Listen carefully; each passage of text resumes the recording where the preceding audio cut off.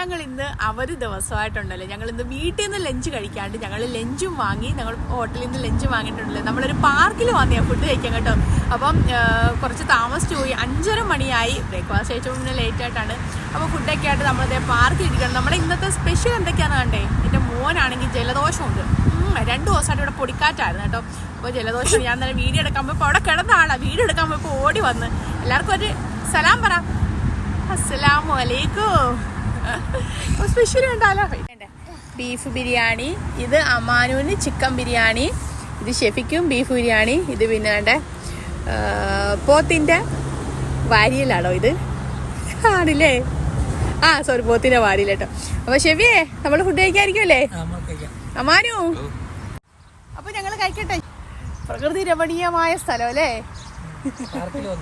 പാർക്കിൽ നല്ല കാറ്റും നല്ലൊരു ക്ലൈമറ്റാണ് ഇപ്പോൾ കേട്ടോ. അപ്പോൾ ഞങ്ങൾ ചോറ് കഴിക്കട്ടെ. അത് അമാനുവിന് താണ്ടെ വിശന്നിട്ട് തല ഇറങ്ങുന്നു. അപ്പോൾ ഇന്ന് ഞങ്ങളുടെ ഓപ്പോസിറ്റ് സ്പെഷ്യൽ ബീഫ് ബിരിയാണിയാണ്. അപ്പോൾ കഴിക്കട്ടെ.